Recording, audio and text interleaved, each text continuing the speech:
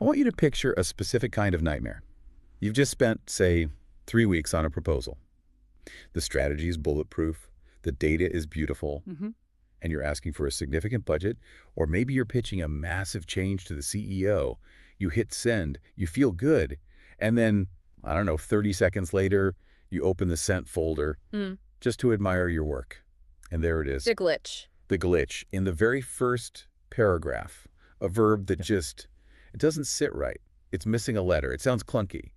And suddenly, that bulletproof strategy feels a little less bulletproof. It's the credibility tax. That's what I call it. Oh, I like that. In these high-stakes professional environments, we like to think that, ideas win on their own merit. But the reality is writing is the interface. And if that interface is buggy, people assume the software behind it is buggy too. That's a terrifying thought. That my competence is being judged by a single S at the end of a word. But it's fair, in a way.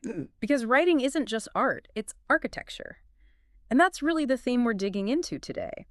We're looking at a framework that treats English grammar, specifically the mechanics of the third-person singular, not as a list of arbitrary rules to memorize, but as a system of structural integrity. And the visual that kicks this whole thing off is perfect. It's not a textbook page. It's a stone archway. This classic piece of engineering. You've got the columns, the arch. And the keystone. And the keystone holding it all together.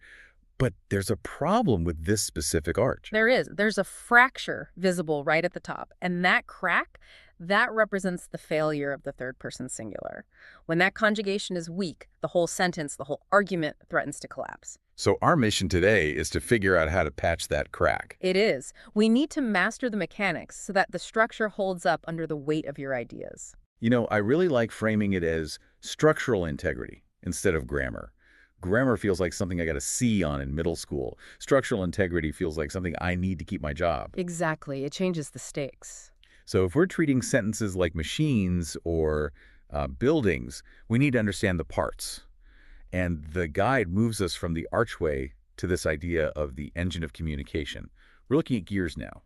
2 gears, specifically. It's the simplest way to visualize a sentence. You have the large gear on the left, that's your subject, the lead. Okay. And it is interlocked with the gear on the right, which is the verb, the action.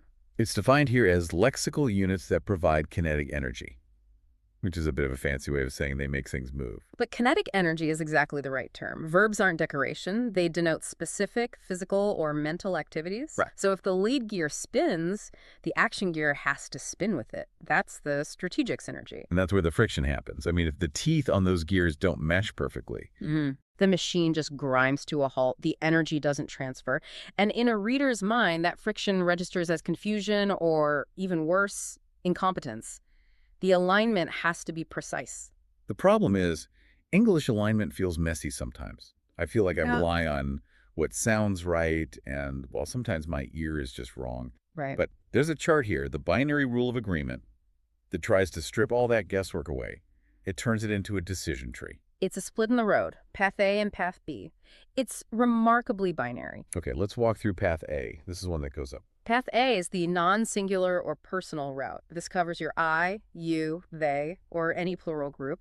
If your subject is on this path, the instruction is simple. No change. You just use the base form of the verb. Which is usually where we feel safe, right? I write, they write, easy. The danger zone is path B. Path B is the entire focus of this deep dive. The third-person singular, we're talking he, she, it, or single name like Marcus. If you're on this path, the chart flashes a warning. Transformation required. You have to add a suffix. It's funny. When you look at it as a binary choice, do I add the suffix or not? It looks so obvious. Yeah. But in the heat of drafting that proposal we talked about, why do we mess this up so often? It's cognitive load. Plain and simple. We're thinking about the strategy, the budget, the politics. That transformation required step is a microprocess that just gets skipped when the brain is overclocked. That makes a lot of sense. So we need to automate it, make it a reflex. Exactly. And there's a graphic here called the singular transformation that helps visualize this automation. Picture a factory conveyor belt. Okay. On the left, you have the base verb. Let's say the word is plan. It enters a machine labeled third-person singular context. Inside that machine, it gets stamped. And it emerges on the right side with a modification, an S or an ES attached. And the text here calls this a structural mandate. I like that word. Man-based. It is the operative word. No. It distinguishes the singular status from the plural. It's not a stylistic choice. It's a required modification to the component. If you install the part without the stamp, well, the part is defective. Let's look at some of these stamped parts in the real world.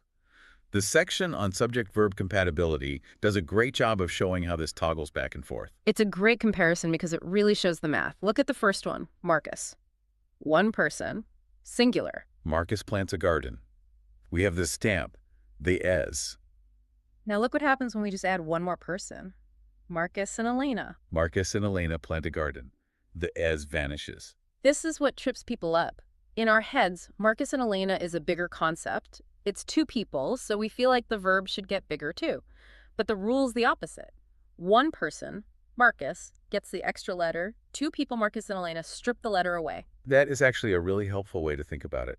The singular subject carries the heavier verb. Exactly. And the plural subject carries the lighter one. Precisely. Look at the professional example. The architect, singular. The architect designs a structure. Heavier verb. Versus they. They design a structure. Lighter verb. And then the creative one, Juliana sketches a portrait. But if I'm doing it, I sketch a portrait because I is on that path A we talked about earlier, no transformation required. You've got the pattern. Okay, so for most of these verbs, we are just snapping on a standard part.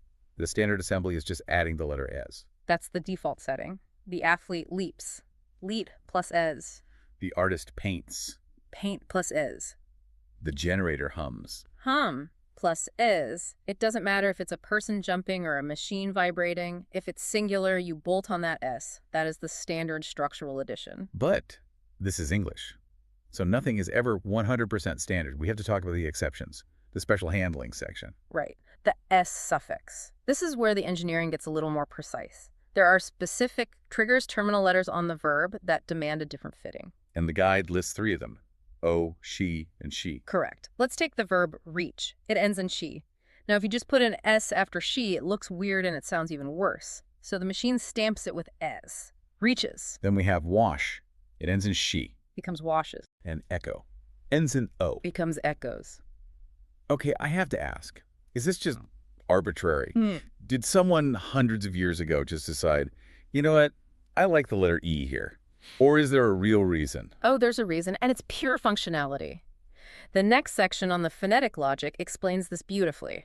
The problem is something called sound crowding. Sound crowding. Try to say the word wash with just an "es" at the end. Don't add a vowel. Just say wash. Washes. Well, Washes. Yeah, it sounds like a leaky tire. It's just this long, ugly hiss. Exactly. It's a collision of sounds. The listener can't really tell where the word ends and where the grammar begins, so the language evolved a solution. It's called epenthesis. Epenthesis. Never heard that word before. It's the insertion of a sound to ease pronunciation. So by adding that E, we create a bridge. Washes. Now it has rhythm. It flows. So the grammar rule exists to serve the spoken language, Right. to prevent the speaker from stumbling. I love that. It's not a rule designed to annoy students. It's an engineering solution for the human mouth. It is. It's ergonomic grammar. So if I'm proofreading my proposal, how do I catch this? I can't exactly read every sentence out loud in the middle of a quiet office. You use the visual identification check. It's a pro tip. You just scan the end of your verbs. Think of it like a safety inspection. If you see the letters O, CH, or SH at the end of a verb. Trigger detected. Right. And if the trigger's detected, the ES is mandatory. You verify the part before you install it. Simple as that.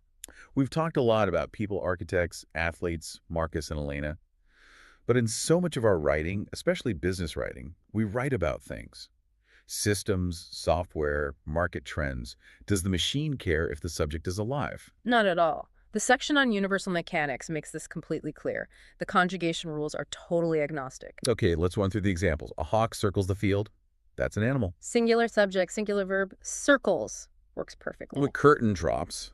An object. Still singular, still drops. The clock ticks. A machine. Ticks. And then nature. The tide washes the shore. And notice, washes triggered our shiz rule from a minute ago, so it uses the yes. The system is consistent across biology, technology, and nature. Okay, so the system works. But here is where I think most of us actually fail. It's not that we don't know the rule, it's that we get distracted.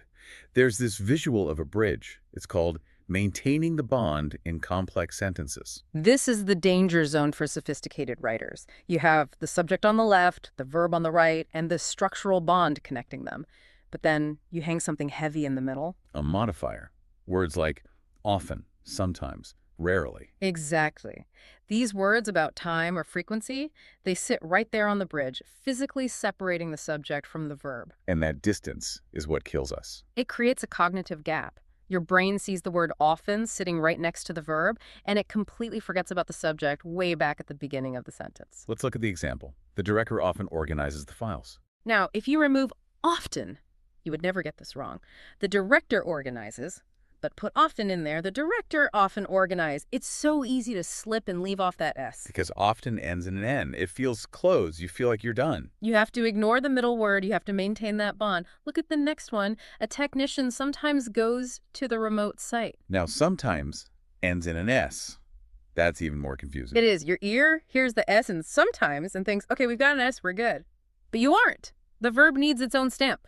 Goes. And it gets an S because of that O trigger. And the last one. The system rarely requires a reset. The system requires, do not let the word rarely break the structural integrity of that bond. Okay, now speaking of things that break our brains, we need to talk about the quantifier paradox. This is the one that I think generates the most angry emails from people who think they are right but are actually wrong. Oh, absolutely. This is the difference between everyone and a lot of people. Logically, these two phrases mean basically the same thing. If I say, everyone is here, or a lot of people are here, I'm describing a crowd. But grammatically, they're opposites. And the visualization here explains the why so well. Look at the image for everyone. It's a solid square of tightly packed dots. Yeah, it looks like a brick. That's the key. Everyone packs all those individuals into a single box. Grammatically, it is a singular entity. It's a monolith. So even though it represents 50 people, the grammar only sees one brick. Correct. So the result is a singular verb. Everyone likes. You add the S. You would never, ever say everyone like. But then you look at the image for a lot of people. It's just scattered loose dots. There's no box. It is a plural concept. So the result is the base verb. A lot of people love. No S. It's a psychological paradox. Everyone feels huge, so we want to use the plural verb. But you have to visualize that solid square. It acts as a single unit, like a team or a company. That is a huge help. I'm going to stick that mental image of the brick on my monitor. It will save you a lot of headaches. So we've covered gears, conveyor belts, sound crowding, paradoxes. It's a lot. But the guide boils all of this down into a conjugation decision flow. It's basically an algorithm to run in your head. It's a simple logic gate. Step 1. Is the subject third-person singular? If the answer is no, Use the base form. You're done. Stop there. and if the answer is yes, You proceed to step 2.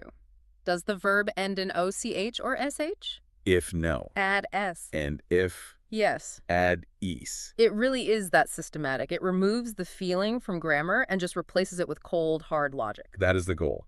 Okay, to wrap this all up, let's leave our listeners with the final inspection checklist. This is what you do right before you hit send on that email to the CEO. 4 steps. Number 1, identify the subject. Is it he, she, it, or one name? Number 2, apply the core rule. If it is singular, you must add a suffix. Number 3. Verify terminal rules.